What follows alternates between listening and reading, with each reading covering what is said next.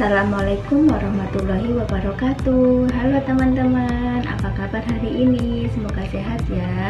Di sini perkenalkan, nama saya Eka Rayu Wigati. Di video kali ini saya akan mengulas atau mereview buku Api Sejarah 1 karya Ahmad Mansur Suranegara.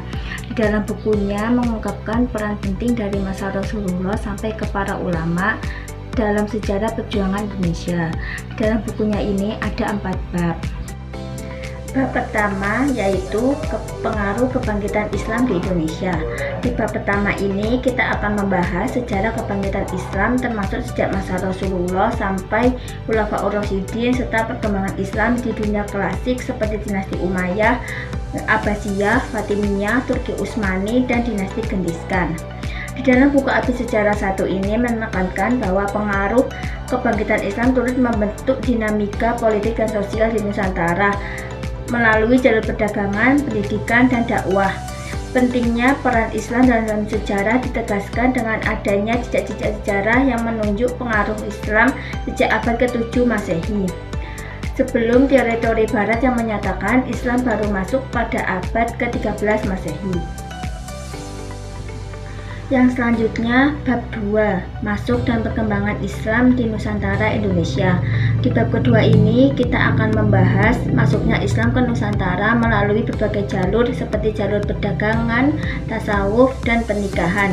Banyak teori-teori Barat yang mengkritisi mengenai masuknya Islam ke Indonesia seperti teori Gujarat, Mekah, dan Maritim. C. Snodgrass yang menawarkan bukti-bukti menunjukkan bahwa Islam telah masuk di Nusantara sejak abad ke-7 Masehi sebelum periode yang diajarkan.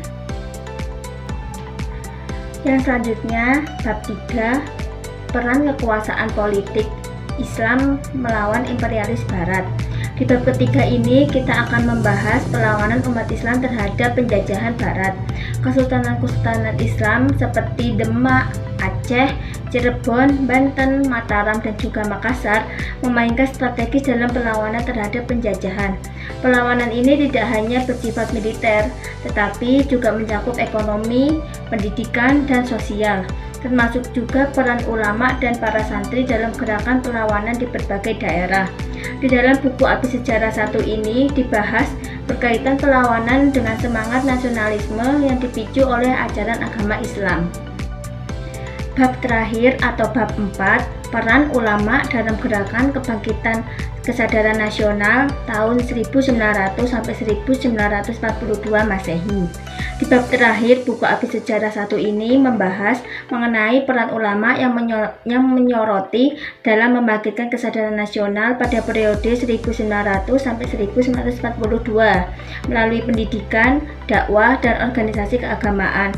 Di dalamnya mengungkapkan bahwa banyak organisasi pergerakan yang didirikan untuk menandingi gerakan umat Islam yang dianggap mengancam kepentingan penjajah. Peran ulama dalam membentuk identitas nasional dan memperjuangkan kemerdekaan sangat krusial dalam sejarah Indonesia.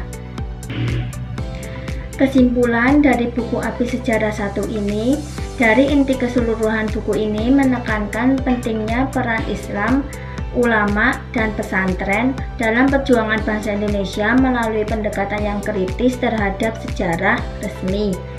Kita diajak untuk membaca dan memahami bahwa perjuangan kemerdekaan Indonesia tidak terlepas dari pengaruh dan kontribusi signifikan dari unsur-unsur Islam di Nusantara.